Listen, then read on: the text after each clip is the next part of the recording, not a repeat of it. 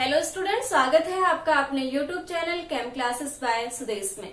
12th class student, आज हम discuss करेंगे SN1 और SN2 रिएक्शन पे बेस्ड क्वेश्चंस। डियर स्टूडेंट, अभी तक हमने SN1 रिएक्शन और SN2 reaction with mechanism explain किया है और साथ में दोनों में डिफरेंस भी चेक किए हैं। लेकिन स्टूडेंट, मेरा मानना ये है कि थ्योरी पढ़ना एक अलग बात होती है, हम उसको याद कर लेते हैं, लेकिन उस थ्योरी को अप्लाई करते हुए क्वेश्चन सोल्व करना एक अलग बात होती है। क्योंकि जब हम क्वेश्चन सोल्व करते हैं तो बहुत सारी प्रॉब्लम्स क्रिएट होती है। तो आज उन्हीं को ही हम सुपर इजी ट्रिक से चेक करेंगे कि विच वन SN1 रिएक्शन और विच वन SN2 रिएक्शन। हम देखेंगे कि ये कौन सी रिएक्शन होगी, SN1 रिएक्शन होगी या फिर SN2 रिएक्शन होगी। तो चलो बच्चों, देखते हैं क्वेश्चंस। बच्चों, क्वेश्चन को सोल्व करने से पहले आपके माइंड में SN1 और SN2 रिएक्शन के मिनिमम 4 डिफरेंस, जो मेजर डिफरेंस है वो याद होने चाहिए। मैं यहाँ पे लिख रही हूँ जो हम इसमें यूज में लेंगे। इधर मैं SN1 लिख रही हूँ और इधर लिख रहे हैं SN2 रिएक्शन। ओके, फर्स्टली हम देखेंगे कि एल्काइल हैलाइड की रिएक्टिविटी ऑर्डर SN1 में क्या था। याद कीजिए कि 3 डिग्री एल्काइल हैलाइड की रिएक्टिविटी फास्ट थी और सबसे कम किसकी थी, 1 डिग्री। ओके, SN2 की बात करें कि एल्काइल हैलाइड की रिएक्टिविटी 1 डिग्री की फास्ट थी, 2 डिग्री की उससे कम और 3 डिग्री की सबसे कम। ये किस पे डिपेंड कर रहा था वो भी आपको याद होना चाहिए कि रेट ऑफ रिएक्शन किसकी डायरेक्टली प्रोपोर्शनल थी। यहाँ पे कार्बोकैटायन कौन बन रहा था, कार्बोकैटायन की स्टेबिलिटी पे। ओके, याद होगा। और इधर हम देखें तो ROR किस पे डिपेंड कर रहा था बच्चों, स्टेरिक हिंड्रेंस पे। याद कीजिएगा, स्टेरिक हिंड्रेंस। और वो क्या था आपके पास में, इनवर्सली, स्टेरिक हिंड्रेंस के इनवर्सली प्रोपोर्शनल था। याद हो गया। चलो नेक्स्ट हम यहाँ पे यूज में लेंगे कि ये रिएक्शन जो होती है वो होती है वीक न्यूक्लियोफाइल की प्रेजेंस में, और ये जो रिएक्शन होती है आपके पास में वो किसकी प्रेजेंस में होती है, स्ट्रॉन्ग न्यूक्लियोफाइल। याद आ रहा होगा। तो सेकंड डिफरेंस हमें ये याद रखना है जब क्वेश्चन सोल्व करेंगे। और थर्ड डिफरेंस देखिएगा कि ये जो रिएक्शन होती है SN1 रिएक्शन वो किसकी प्रेजेंस में होती है, polar protic solvent, polar protic solvent की प्रेजेंट में। ओके, और अगर हम बात करें SN2 में तो ये रिएक्शन प्रोसीड होती है पोलर एप्रोटिक सॉल्वेंट। ओके, और यहाँ पे मैं सॉल्वेंट भी लिख देती हूँ ताकि आप याद रखो। हम यहाँ पे वाटर यूज में लेते हैं, वाटर H+ देता है, प्रोटिक सॉल्वेंट है और पोलर भी है। साथ में हम कार्बोक्सिलिक एसिड भी लेते हैं। यहाँ पे carboxylic acid like acetic acid CH3COOH, acetic acid. देखो इसके पास में भी H है, ये H+ देगा और ये पोलर होता है। ठीक है, तो हम यहाँ पे एज ए सॉल्वेंट क्या यूज में लेते हैं, वाटर, और साथ में एसिटिक एसिड भी यूज में ले सकते हैं। अगर यहाँ पे बात करें पोलर एप्रोटिक सॉल्वेंट में तो देखिएगा फर्स्ट सॉल्वेंट ले रहे हैं यहाँ पे acetone CH3COCH3, name is acetone. Okay, second polar solvent यहाँ पे यूज में लेते हैं पोलर एप्रोटिक सॉल्वेंट DMF। बच्चों वेरी इंपॉर्टेंट है, इसको याद रखिएगा। DMF फुल फॉर्म की अगर हम बात करें तो D for di, M for methyl, F formaldehyde, sorry formamide, formamide. Dimethyl, 2 methyl group है और फॉर्मेमाइड है। फॉर्मेमाइड कितने कार्बन का एमाइड होगा, 1 कार्बन का, तो इधर H होगा और इधर क्या होगा, N। और N पे क्या जुड़ा हुआ है आपके पास में, 2 मिथाइल ग्रुप। तो ये इसकी स्ट्रक्चर भी होती है, उसको भी आपको याद रखना है। अब आप यहाँ पे देखेंगे कि नाइट्रोजन के पास कोई हाइड्रोजन नहीं है जो H+ के फॉर्म में रिलीज हो जाए, प्रोटॉन डोनेट करे, तो ये कैसा होगा, एप्रोटिक होगा। ऐसे ही आप देखिए यहाँ पे ऑक्सीजन के पास में भी हाइड्रोजन नहीं है तो ये भी H+ डोनेट नहीं कर सकता। तो दोनों ही क्या है, पोलर तो है लेकिन एप्रोटिक सॉल्वेंट है। और अगर आपको ये दोनों रिएक्शन में मिल जाए तो आप याद रखिएगा कौन सी रिएक्शन होगी, SN2 रिएक्शन। ओके, तो ये 3 पॉइंट हो गए आपके पास में। और 4th पॉइंट आपको भी याद रखना है, इफ सबस्ट्रेट, दोनों का ही केस है, if substrate is optically active कैसा हो, ऑप्टिकली एक्टिव, जिसकी कायरल कार्बन क्या हो, प्रेजेंट हो। तो भाई यहाँ पे जो प्रोडक्ट बनता है, याद कीजिए क्या बना था, रेसेमिक मिक्सचर। रेसेमिक मिक्सचर, दो प्रोडक्ट बनेंगे यहाँ पे आपके पास, एक रिटेंशन और एक इन्वर्जन। लेकिन अगर हम SN2 की बात करें तो यहाँ पे जो प्रोडक्ट बनता है, अगर रिएक्टेंट सबस्ट्रेट क्या होगा, ऑप्टिकली एक्टिव, तो यहाँ पे प्रोडक्ट बनता है इन्वर्जन। क्या बनेगा, इन्वर्जन प्रोडक्ट, इन्वर्जन प्रोडक्ट, जिसको हमने नेम दिया था वल्डन इन्वर्जन, राइट, वल्डन इन्वर्जन। तो ये जो 4 पॉइंट है वो आपको याद रखने हैं, वेरी इंपॉर्टेंट है। इन्हीं को ही यूज करते हुए हम क्वेश्चंस को सोल्व करेंगे। तो फर्स्ट क्वेश्चन लेते हैं, क्वेश्चन नंबर फर्स्ट। आपको मान लीजिए कोई रिएक्टेंट गिवन है, इस तरीके से बॉर्डर लाइन फॉर्मूला बना रही हूं मैं यहाँ पे, ठीक है। और यहाँ पे आपके पास में कोई हैलाइड जुड़ा हुआ है, मान लीजिए क्लोरीन है, ठीक है। और आपको रिएक्शन में एरो पे दिया हुआ है KOH। तो सबसे पहला काम होगा आपको रिएक्टेंट की डिग्री पहचानना। एल्काइल हैलाइड है आपके पास में, तो आप इसकी डिग्री पहचानिए कि 1 डिग्री है, 2 डिग्री है या 3 डिग्री है। देखो बच्चों, जिस कार्बन से हेलोजन अटैच है वो कार्बन कितने कार्बन से अटैच है, एक ही कार्बन से अटैच है, तो ये कितने डिग्री एल्काइल हैलाइड होगा, 1 डिग्री, ठीक है। आपके पास कौन है, KOH है ना।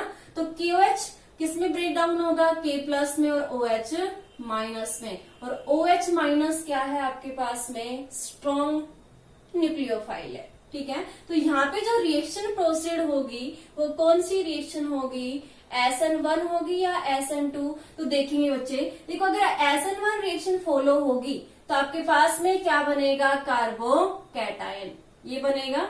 यहाँ पे Cl रिलीज होगा यहाँ से, और यहाँ पे कार्बन पे कौन सा चार्ज आएगा, पॉजिटिव चार्ज।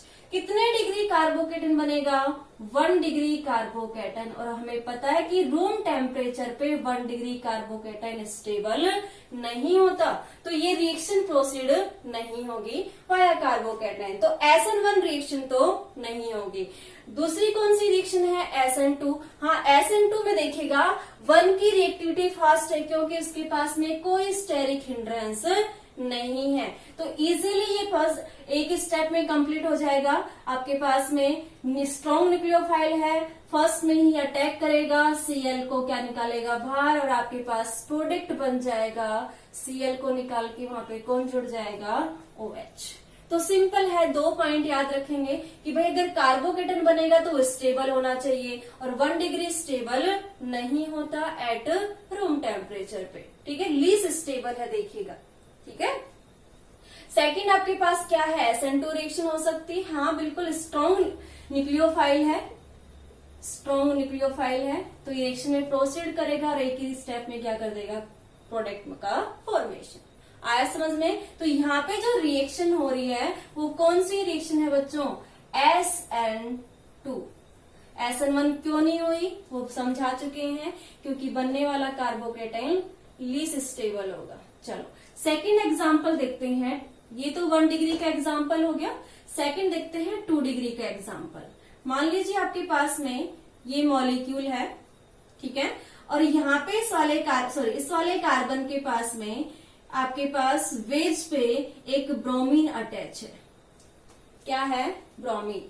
और बच्चों जब आपको वेज और डैश रिप्रेजेंटेशन मिल जाए ना, तो आप एक बार जरूर चेक कर लीजिएगा कि वो कंपाउंड ऑप्टिकली एक्टिव है या नहीं। देखो इस वाले कार्बन को देखते हैं, इधर कौन जुड़ा हुआ है, मिथाइल ग्रुप, ये है ना। इधर कौन है आपके पास में, ये कंप्लीट ग्रुप। तो 2 डिफरेंट ग्रुप हो गए आपके पास में, राइट।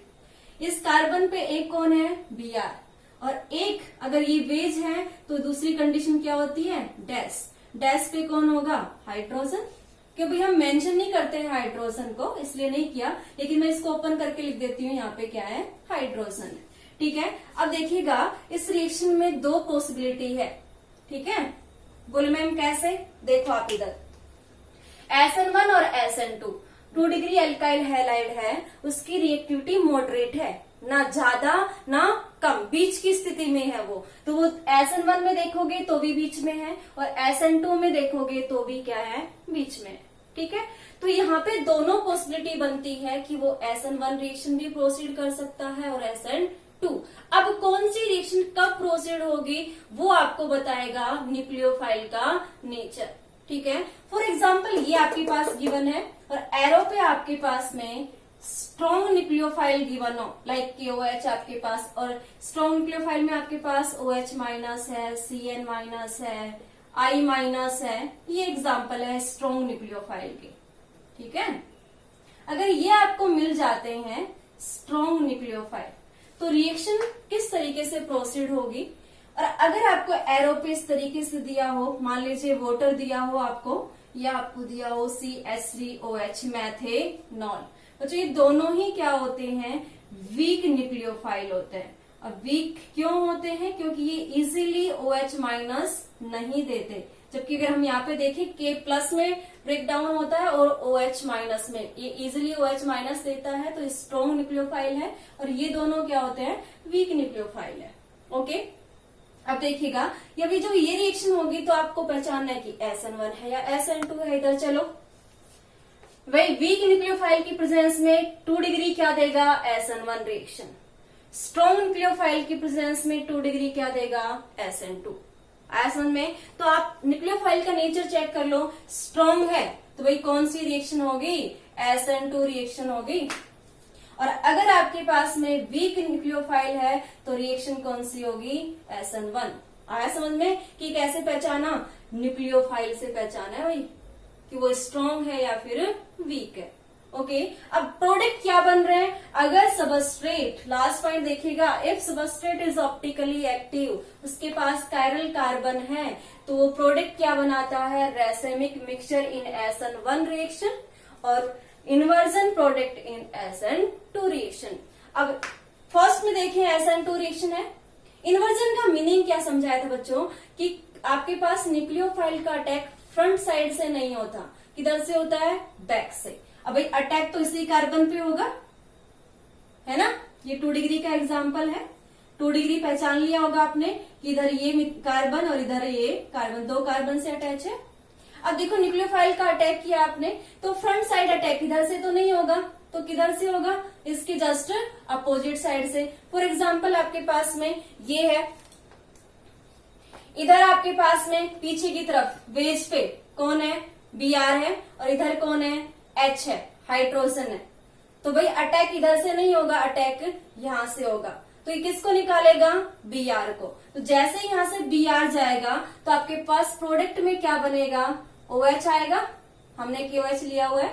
ठीक है, तो OH कहाँ जाएगा आपके पास में, वो जाएगा बच्चों आपके पास में वेज पोजीशन पे, जस्ट रिवर्स बनता है ना, तो वेज पे ना जाके किस पे जाएगा, डैश पोजीशन पे, और जो हाइड्रोजन डैश पे था वो किधर चला जाएगा, वेज पोजीशन पे। वेरी इंपॉर्टेंट है आपके पास में ये एग्जाम्पल, बोर्ड एग्जाम में ऑप्टिकली एक्टिव के बेस पे क्वेश्चन पूछ लेते हैं, और सिर्फ डिफरेंस किसका है आपके पास और वेज डैश का।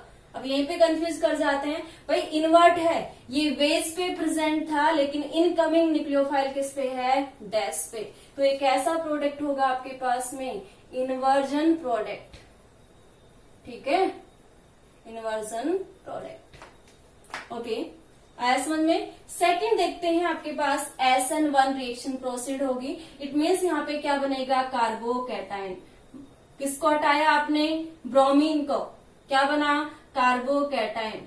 प्लेनर स्ट्रक्चर बनती है, sp2 हाइब्रिडाइजेशन आ जाता है यहाँ पे, और sp2 हाइब्रिडाइजेशन आता है तो न्यूक्लियोफाइल का अटैक दोनों साइड से होता है, फ्रंट साइड से भी और बैक साइड से। तो यहाँ से 2 प्रोडक्ट बनते हैं। देखो फ्रंट मतलब बोले तो Br की साइड से भी हो सकता है, और बैक साइड बोले तो हाइड्रोजन की साइड से भी हो सकता है। तो आपके पास 2 प्रोडक्ट बनेंगे। जब वो Br की साइड से अटैक करेगा तो वेज पे भाई कौन आएगा, OH, as it is, position में कोई चेंज नहीं होगा। डैश पे क्या रहेगा आपके पास में, हाइड्रोजन, एज इट इज रहना है कि इनके जो ग्रुप्स जुड़े हुए हैं उनकी पोजीशन में कोई चेंज नहीं हुआ, इसलिए इस प्रोडक्ट को नेम देते हैं रिटेंशन प्रोडक्ट। ओके, और इसका दूसरा साथी क्या बनेगा, इन्वर्ट, जो किधर से अटैक करेगा, हाइड्रोजन की तरफ से। तो भाई आपके पास में डैश पे कौन जाएगा, OH, और बेस पे कौन आ जाएगा, H, इन्वर्ट हो जाएगा, है ना, पोजीशन चेंज हो गई। तो ये इन्वर्जन प्रोडक्ट है, इन्वर्जन प्रोडक्ट। और हमें पता है कि भाई इन दोनों का मिक्सचर क्या कहलाता है, रेसेमिक मिक्सचर। तो समझ में आया कि अगर 2 डिग्री है तो हमें न्यूक्लियोफाइल का नेचर चेक करना होगा कि वो स्ट्रॉन्ग है या फिर वीक है। अगर स्ट्रॉन्ग है तो SN2 रिएक्शन प्रोसीड होगी, और अगर वीक है तो SN1 रिएक्शन प्रोसीड होगी। अगर ऑप्टिकली एक्टिव कंपाउंड है तो भी हमें कंडीशन याद रखनी है कि SN2 में इन्वर्ट प्रोडक्ट मिलता है और SN1 में रेसेमिक मिक्सचर मिलता है। ओके, आया समझ में सभी को? तो बहुत इजी, बस कॉन्सेप्ट को समझ लो आप, ठीक है। इसका थर्ड एग्जाम्पल देखते हैं। कौन आप क्या लेंगे, 3 डिग्री का एग्जाम्पल। चलो 3 डिग्री का एग्जाम्पल लेते हैं। मान लीजिए आपके पास ये है, इधर एक मिथाइल ग्रुप और ऐड कर दिया, और यहाँ पे आपके पास में कौन प्रेजेंट है, आयोडीन। देखिए जो एल्काइल हैलाइड है, फर्स्टली चेक करो एल्काइल हैलाइड का नेचर। कितने डिग्री है आपके पास में, 3 डिग्री। बोल कैसे, ये कार्बन से कितने कार्बन अटैच हैं, 1, 2 और 3, है ना। तो ये 3 डिग्री एल्काइल हैलाइड है भाई। ओके, और आपको क्या दिया हुआ है, KOH दिया हुआ है, तो OH न्यूक्लियोफाइल होगा। कैसा न्यूक्लियोफाइल है, स्ट्रॉन्ग, है ना आपके पास में। लेकिन आपके पास में यहाँ पे 3 डिग्री एल्काइल हैलाइड है, तो कौन सी रिएक्शन प्रोसीड होगी, SN1 या SN2, वो हमें चेक करना है। तो याद रखिएगा 3 डिग्री के केस में चाहे स्ट्रॉन्ग न्यूक्लियोफाइल हो चाहे वीक न्यूक्लियोफाइल है, रिएक्शन तो SN1 ही होगी। बोल मैम कैसे, क्योंकि यहाँ पे सबसे पहले आयोडीन निकलेगा। कितने डिग्री कार्बोकैटायन बनेगा आपके पास में, 3 डिग्री कार्बोकैटायन। क्या बन रहा है भाई, 3 डिग्री कार्बोकैटायन, और जो सबसे क्या होता है, स्टेबल, है ना। और अगर हम बोले SN2 क्यों नहीं होगी, SN2 इसलिए नहीं होगी बच्चों, देखो SN2 में रिएक्टिविटी ऑर्डर देखो 3 डिग्री का लीस्ट है, और उसका रीजन है स्टेरिक हिंड्रेंस। इतनी ज्यादा स्टेरिक हिंड्रेंस होता है कि वो बैक साइड अटैक नहीं कर पाता, न्यूक्लियोफाइल का अटैक पॉसिबल नहीं होता। तो यहाँ पे बच्चों रिएक्शन होगी आपके पास में SN1 रिएक्शन, ठीक है। और प्रोडक्ट क्या बनेगा आपके पास, सिंपल यहाँ से आयोडीन को बाहर निकालो, OH को जोड़ दो, सिंपल रिएक्शन। OH यहाँ से जुड़ जाएगा और आयोडीन क्या निकल जाएगा बाहर। भाई अगर यहाँ पे H2 होता ना तो भी रिएक्शन SN1 ही प्रोसीड होनी थी। कौन सी रिएक्शन प्रोसीड होती, SN1। तो ये था 3 डिग्री का एग्जाम्पल। तो बच्चों देखो आपको यहाँ पे 3 पॉइंट मैंने बताया, 1 डिग्री का, 2 डिग्री का और 3 डिग्री का। तो आपको समझ में आया होगा कि 1 डिग्री जो एल्काइल हैलाइड है, मैं यहाँ पे लिख देती हूँ, पहले आप इनको नोट कर लीजिएगा, फिर लिखते हैं। नोट किया आपने, चलो देखो बच्चे आपने अभी नोटिस किया होगा कि 1 डिग्री जो एल्काइल हैलाइड है, 1 डिग्री एल्काइल हैलाइड, तो हमने रिएक्शन करवाई तो हमने देखा कि वो कौन सी रिएक्शन प्रोसीड करता है, SN2। ऑलवेज लिख लीजिएगा, चाहे ऑलवेज SN2 रिएक्शन प्रोसीड होती है, किसमें, 1 डिग्री एल्काइल हैलाइड में।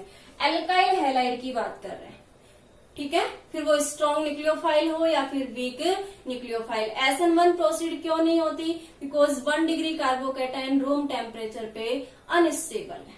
आया समझ में। चलो 2 डिग्री की बात कर लेते हैं बच्चों, सुपर इजी ट्रिक है ये, इनको माइंड में याद रखोगे, क्वेश्चन कभी गलत नहीं होगा आपका।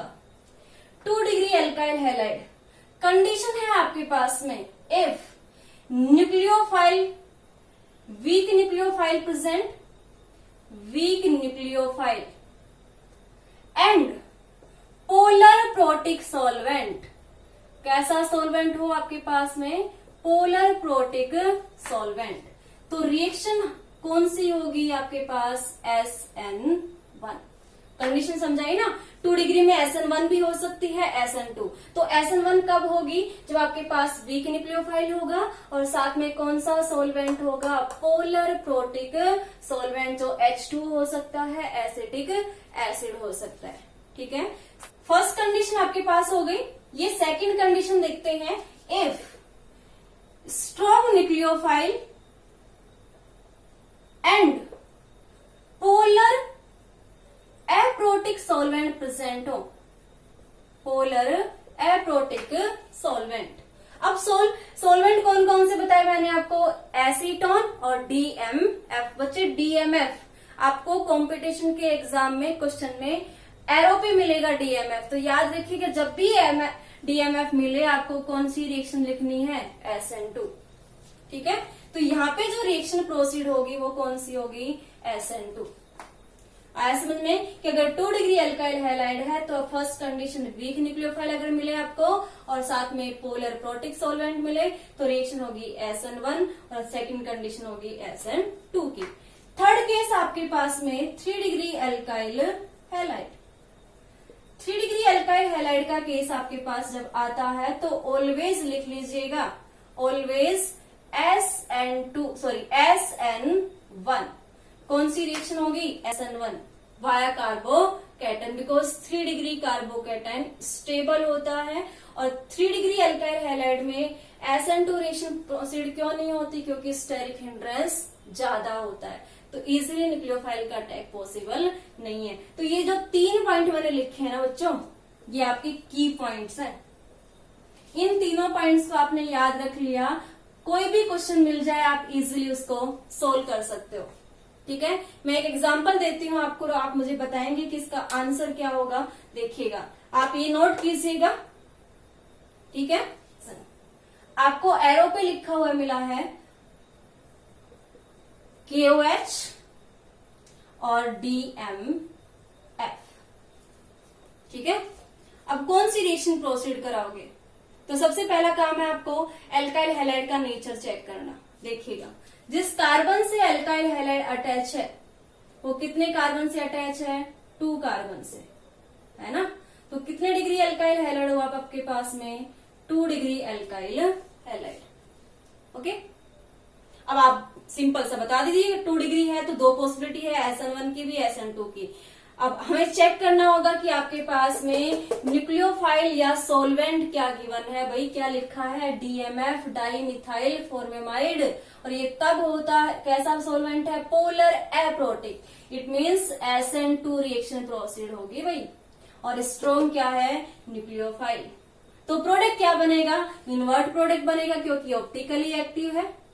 तो यहाँ पे देखिएगा CH3 ऑप्टिकली एक्टिव क्यों है? और सभी को पता चल गया होगा कि जिस कार्बन से हाइड्रोजन अटैच है उसकी चारों वैलेंसी डिफरेंट है। यहाँ पे Br, यहाँ पे H, यहाँ पे CH2, यहाँ पे CH और CH3, चारों डिफरेंट है। ठीक है, तो यहाँ पे जो प्रोडक्ट बनेगा वो बेस पे कौन आएगा? OH और डैश पे कौन आएगा? OH और बेस पे कौन जाएगा? H। ओके, जस्ट रिवर्स, है ना। बेस पे कौन आ गया आपके पास में? H और डैश पे कौन आ गया? OH। इन्वर्ट हो गया आपके पास में, तो ये बनेगा इन्वर्जन प्रोडक्ट। आया ना समझ में कि आपको सॉल्वेंट अगर मिल जाए तो आप उसको देख के भी रिएक्शन को सोल्व कर सकते हो कि ये SN1 होगी या SN2 होगी। ओके बच्चों, तो इस तरीके से अगर आपको क्वेश्चन मिलते हैं कि विच वन SN1 रिएक्शन और विच वन SN2 रिएक्शन, तो आप इनको आइडेंटिफाई करके सोल्व कर सकते हैं। माइंड में रखना है, अगर 1 डिग्री है तो ऑलवेज होगा SN2 रिएक्शन, 2 डिग्री है तो दोनों पॉसिबिलिटी है, SN1 की भी है और SN2 की भी पॉसिबिलिटी है। वहां पे हम चेक करेंगे न्यूक्लियोफाइल का nature and polar aprotic solvent और पोलर प्रोटिक सॉल्वेंट का नेचर चेक करेंगे। और third one 3 degree alkyl halide always give SN1 reaction mechanism. तो ये 3 पॉइंट अगर आप याद रखेंगे तो सभी क्वेश्चंस सोल्व हो जाएंगे आपके पास। और ये पॉइंट्स तो आपको याद हो ही गए होंगे क्योंकि मैंने डिफरेंस करवा दी, आपने लर्न कर लिए होंगे। नहीं किए तो वापस से लर्न करके क्वेश्चंस को सोल्व कीजिएगा। ओके, नेक्स्ट लेक्चर में मैं NCERT बेस SN1 और SN2 के सभी क्वेश्चन सोल्व कराऊंगी। ठीक है, तो कंटिन्यूटी बनाए रखिएगा, वीडियो को लाइक कीजिएगा, शेयर कीजिएगा अपने दोस्तों के साथ में और चैनल को सब्सक्राइब कीजिएगा। Thank you so much, God bless you.